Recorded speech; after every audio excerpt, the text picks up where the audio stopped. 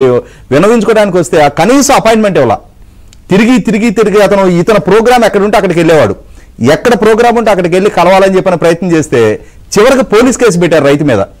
అంటే ఏం మెసేజ్ ఇస్తా ఉన్నాడు? అనమయ ప్రాజెక్టు కొట్టుకుపోతే నవంబర్ 19 ప్రాజెక్టు కొట్టుకుపోతే డిసెంబర్ 2వ తారీఖు పరామర్శకు వెళ్ళాడండి. అంటే ఇలాంటి చాలా జోడించే ఇవాళ రాయలసీమ ప్రజల అమాయకుల ఏ నమ్మకం అతని మీద చూపించారు?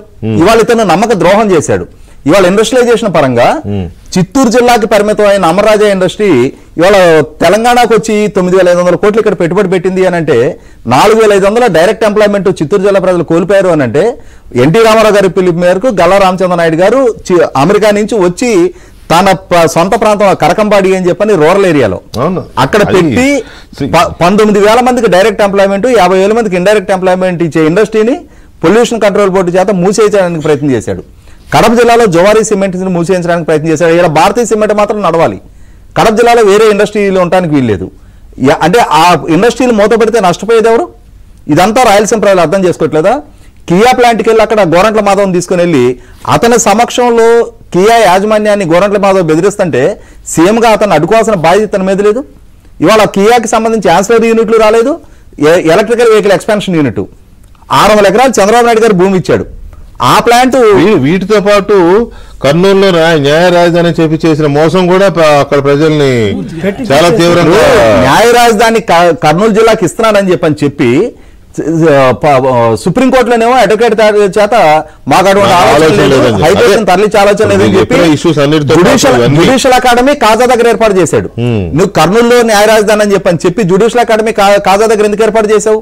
అంటే రాయలసీమ ప్రజలు అర్థం చేసుకోవాలన్నంత అమాయకులు ఇవన్నీ కూడా. 100% రాయలసీమ ప్రజలు జగన్మోహన్ రెడ్డిని అతను నమ్మటం వాళ్ళ తప్పు కాదు, కానీ నమ్మక ద్రోహం చేయటం ఇతను తప్పు. దాని పర్యవసానం మీకు అన్నిటికన్నా ఘోరం అండి.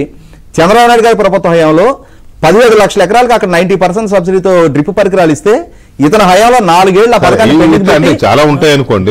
ప్రధానంగా అక్కడ లో డెన్సిటీ రెయిన్ఫాల్ ఉన్న ఏరియా, వాటర్ అవైలబిలిటీ తక్కువ, ఆ ఉన్న కొద్దిపాటి నీళ్లతో అక్కడ దాన్ని సద్వినియోగం చేసుకుని హార్టికల్చర్ ప్రమోషన్ కోసం గత ప్రభుత్వం ట్రై చేస్తే ఈ గవర్నమెంట్ వచ్చినాక వాళ్ళు రైతులు కట్టిన డీడీలు కూడా వెనక్కి పంపించారు. 5వ సంవత్సరం 2 లక్షల ఎకరాలకు మాత్రం ఇచ్చారు. అంటే ఎక్కడ 17 లక్షల ఎకరాలు, ఎక్కడ 2 లక్షల ఎకరాలు? ఇవన్నీ రాయలసీమ ప్రజలు గమనించుకో. ఇండస్ట్రీ పరంగా, అగ్రికల్చర్ పరంగా, ఇరిగేషన్ పరంగా అన్ని విధాలా నిలువున మోసం చేశాడు రాయలసీమ ప్రజల్ని.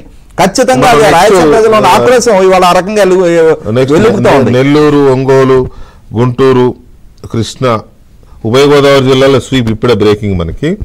ఉభయ గోదావరి జిల్లాల్లో 2 జిల్లాల్లోనూ కూటమి స్వీప్ చేసింది. ఒక్కసారి అనపర్తి కూడా ఉన్న ఒక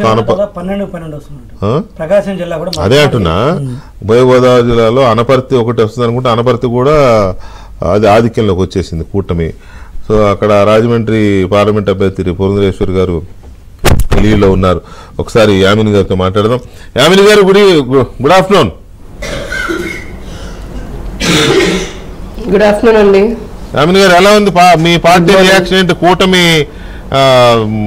దూకుడు మీద ఏపీలో? చాలా సంతోషంగా ఉన్నాము. ముఖ్యంగా ఒకటి, భారతీయ జనతా పార్టీ అంటే ఆంధ్రప్రదేశ్ లో ఎప్పుడో 18-20 ఏళ్ల కిందట చూసినటువంటి విజయాన్ని మళ్ళీ ఇప్పుడు చూడబోతున్నాము. చాలా మంచి సంఖ్యలో, ఇంకా చెప్పాలంటే 6 నుంచి 7 అసెంబ్లీ స్థానాలు కూడా రాబోతున్నట్టుగానే తెలుస్తుంది. అలాగే లోక్సభకు సంబంధించి కూడా 4 నుంచి 5 వచ్చేటట్టుగా కూడా కనిపిస్తోంది. క్లియర్ కట్ ఆధిక్యత కూడా కనిపిస్తోంది.